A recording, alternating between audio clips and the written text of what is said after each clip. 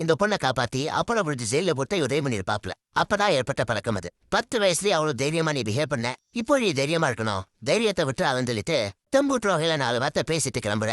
அந்த பக்கம் பார்த்தா யாரோ ஒரு முதலாளி அவரை போட்டு தள்ளுறதுக்காக தொழிலாளி மாதிரி ஒருத்த வேஷம் போட்டு உள்ள போய் குத்த பாக்குறான். அவரு இன்னும் பயங்கரமான ஆளா இருப்பார் போல. இவன் அடிச்சு போட்டு சமாளிச்சுட்டு வெளியில போய் ஆட்களை கூட்டு விட்டுறார். ஆட்களை பார்த்தது இவன் தப்பிக்கிறதுக்கு அங்கிருந்து தெரிச்சு ஓடுறான். ஒரு பஸ்ல ஏறி வேற எங்கேயோ போய் ஏதோ ஒரு நம்பருக்கு போன் பண்றான். இவனோட நம்பர் தான். வாய்ஸ் மெசேஜ் ஆல்ரெடி கொடுக்கப்பட்டிருக்குது. நிலைமை சரியான வரைக்கும் வெளியில வராது, உன் போனை தூக்கி வீசி எரிஞ்சிருன்னு. இவனும் போனை வீசி எரிஞ்சிட்டான். இவன் தம்பி போல வீட்டுக்கு போய் தண்ணி குடிச்சிட்டு இருக்கான். அக்கா என்னடா சத்தம்னு வெளியில ஏற்றி பாக்குறாங்க. என்ன பேய பாக்குறப்ப பாக்குற, நான் தான் உன் தம்பின்னு சொல்ல வேண்டிய நிலவை. சரி சாப்பிட்டு தூங்கு சொல்லிட்டு அக்கா கிளம்பிடலாம். ஆனா அக்காவோட நடவடிக்கையில ஏதோ மாற்றத்தை நம்ம பையன் நோட் பண்றான். அந்த பக்கம் நம்ம ஹீரோனோட உடம்புல அங்கங்க கத்தி குத்து காயங்கள் இருக்குதுல.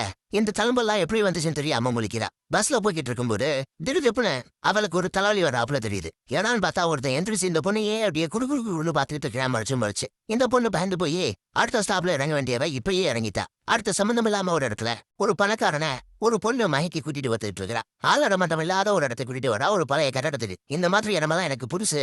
சரி வந்த வேலையை பார்ப்போம்னு பார்த்துட்டு இருந்தா கூட ஒரு 4 பேர் வந்து நிக்கிறாங்க. யாரும் உன் ஃபேமிலியா தொழில் பண்றீங்களான்னு கேட்க, அவங்க நீ கூட்டு வந்திருக்கிற இந்த உடம்பு ஓகே, ஆனா ஆல்கஹால் சாப்பிட்டு இருக்காப்புல தெரியுது, குடிச்சிட்டு வந்திருக்கிறான் போல தெரியுது. இந்த மாதிரி சூழல நாம உள்ள அனுப்புறது நம்மளோட லாவாவை மயக்க நிலைக்கு கொண்டு போயிடும். மயக்கம் தெரியல வரைக்கும் இவனை எப்படி வச்சிருக்கிறது கேள்வி. பேசாம 2 கையை வெட்டிடலாமான்னு கேட்டா, வெட்டிட்டா ரத்தப்போக்கு அதிகமாயிடும். சிரமம் வேண்டாங்கிறாங்க. மயக்கமனையை செஞ்சு கட்டி போட்டுருவோம். நல்ல போதையெல்லாம் தெரிஞ்ச பிறகு பாடிக்குள்ள போயிடலான்னு பேசிட்டு இருக்கு.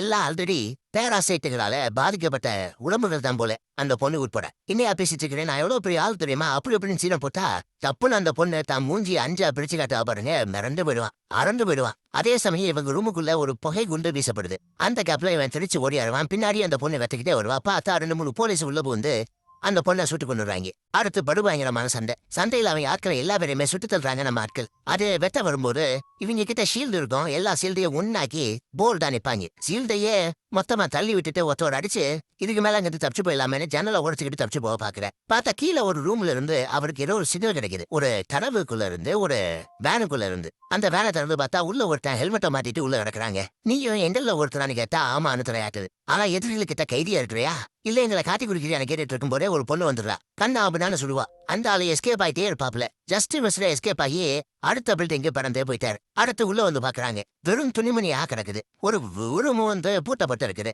அந்த ரூமை திறந்து உள்ள போய் பார்த்தா ஏகப்பட்ட கை காலு உடம்புட விரோதமா கிடக்குதுங்க. இதுகளுக்கு என்ன வேணும், ஏன் இப்படி கூட்டம் செய்யறதுக்கான ஒண்ணும் புரியப்படல. அவங்க கூட்டம் சேர்ற இடத்துல 101ங்கிற மாதிரி ஏதோ ஒரு சிம்பிளை எழுதி வைக்கிறாங்க. அந்த பக்கம் நம்ம ஹீரோயின் வேற ஒரு வண்டியை பிடிச்சு இவ ஸ்டாப் பக்கம் வந்து சேருவா.